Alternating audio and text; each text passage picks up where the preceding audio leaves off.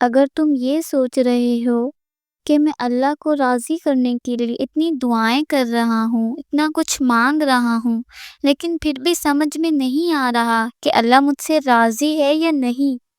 تو سنو، تم جس رب کو راضی کرنا چاہتے ہو نا، وہ بادشاہوں کا بادشاہ ہے۔ اللہ تعالیٰ قرآن پاک میں فرماتا ہے کہ وہ اپنی رحمت کے ساتھ تمہاری طرف متوجہ ہونے کا ارادہ رکھتا ہے، اور وہ علیم بھی ہے اور دانا بھی، اور انسانوں ہی میں سے کوئی ایسا بھی ہے جو رضائے الہی کی طلب میں اپنی جان کھپا دیتا ہے، اور ایسے بندوں پر اللہ بہت مہربان ہے۔ دراصل وہ روشنی تمہیں اللہ کی سچائی رضا تک لے جا سکتی ہے،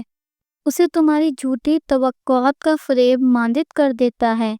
جس کی وجہ سے حقیقت کے کئی پہلو تمہاری نگاہ سے اوجھل ہو جاتے ہیں،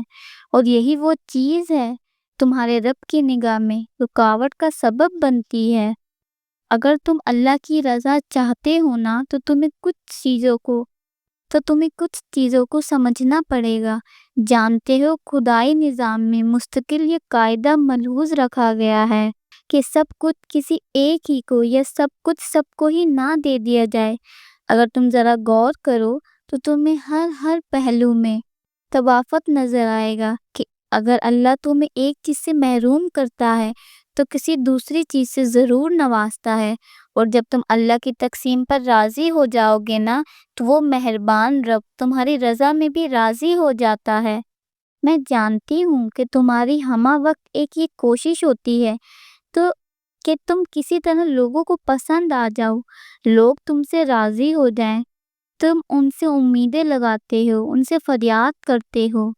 لیکن یقین جانو، اگر تم خود کو اللہ کا پسندیدہ بناؤ گے نا، تو اللہ خود تمہاری زندگی کو خوشگوار اور آسان بنائے گا۔ اگر آج تمہاری زندگی میں بہت کچھ غلط ہو رہا ہے یا کچھ تمہارے مطابق نہیں ہے، تمہیں اذیت ہو رہی ہے اور تم اللہ کی مصلحت نہیں سمجھ پا رہے، تو یاد رکھو کہ اکثر کچھ صحیح ہونے سے پہلے بہت کچھ غلط ہوتا ہے۔ ہاتھوں سے ایک ایک چیز پھسلتی دکھائی دیتی ہے، لیکن اس کے بعد جو ہوتا ہے وہ بہت بہترین ہوتا ہے۔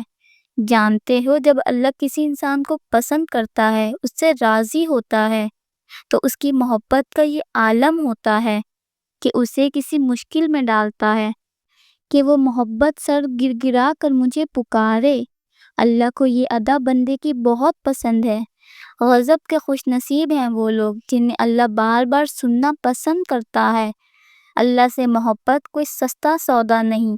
کیونکہ اس کے انعام بڑے عظیم ہوتے ہیں۔ اور اگر تمہارے دل میں یہ خیال آ رہا ہے کہ آخر اللہ میری آزمائش کب ختم کرے گا، اور میری ہر تدبیر کے بعد بھی وہ میری سن کیوں نہیں رہا، وہ مجھ سے راضی کیسے ہوگا، تو سنو، یہ جو زندگی ہے نا، اسے گزارنے کے لیے خود سے ملاقات بھی بہت ضروری ہے۔ تم دنیا میں اتنے مگن، اتنے مصروف ہو جاتے ہو کہ تمہیں خود سے اور اللہ سے ملاقات کا کوئی موقع نہیں ملتا۔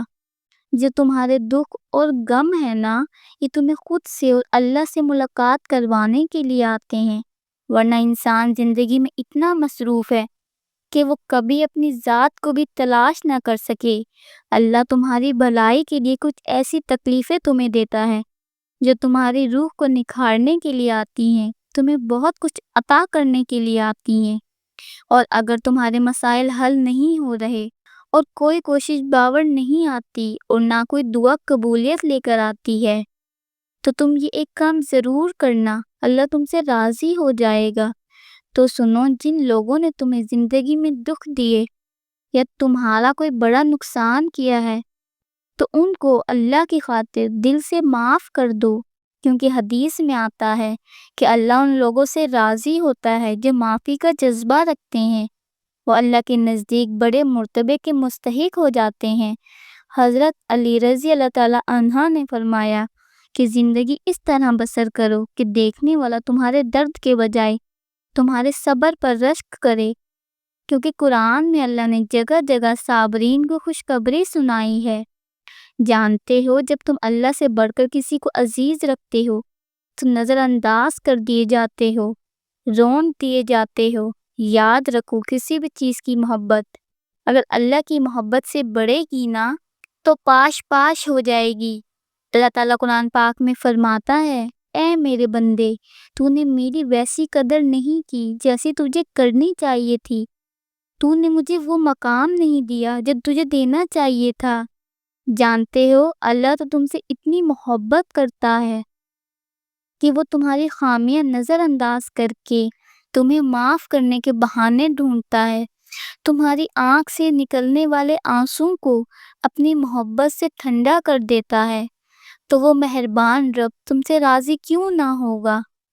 اللہ کے راضی ہونے کی خاص نشانیاں۔ پیارے ویورز، اگر آپ کو میری یہ ویڈیو پسند آئی ہو تو ویڈیو کو لائک کیجئے گا، اور اس طرح کی مزید ویڈیوز دیکھنے کے لیے میرے چینل کو بھی ضرور سبسکرائب کیجئے گا۔